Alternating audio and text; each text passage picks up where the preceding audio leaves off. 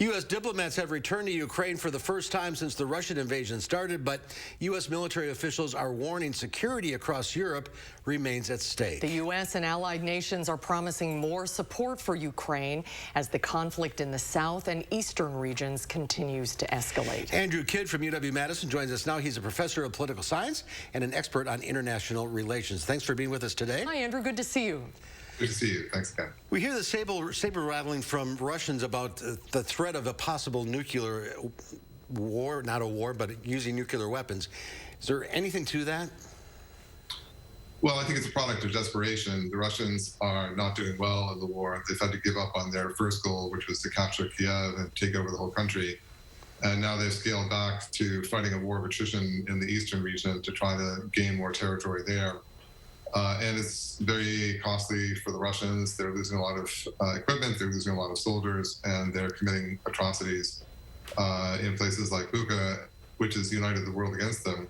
And the nuclear threat is one of the last cards they can play to try to get the West to back off, essentially, to try to persuade them not to help the Ukrainians.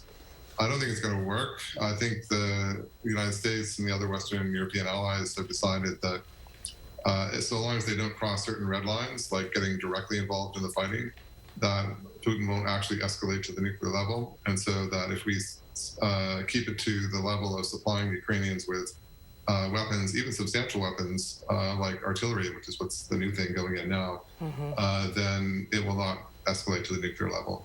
This is day 62 of the war. What is your assessment of where things are right now?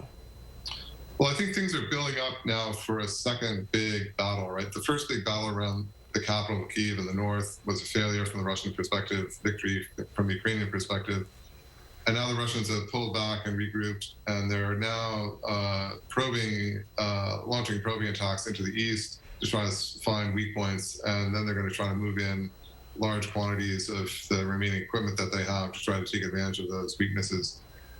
So that's going to be a very big battle, and it's going to be a big battle of material in the sense that the Ukrainians are going to need to hit back strongly with artillery to try to engage the Russian artillery, which is many kilometers behind the front line and hitherto has been inaccessible to the Ukrainians, who were fighting basically with shoulder-mounted anti-tank weapons.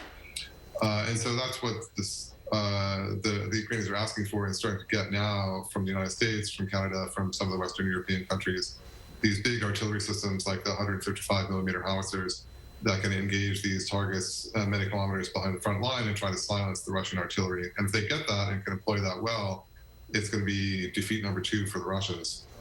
And other countries now are getting involved in supplying weapons as well, Germany and the Netherlands. Yeah, absolutely. The Germans have been the laggards here in terms of supplying the Ukrainians with weapons. They've been the ones least willing to sever ties with the Russians. But now I think they're being shamed into it. And so they've just announced supplying the Ukrainians with some armored anti-aircraft systems. So that's new, that's a plus. And so we may be seeing more of that likely in the near future as well. Yeah, I think war will continue for a while. Andrew, thanks for being with us. We'll check back in. My pleasure. Thank you. Thank you for your time. Appreciate it.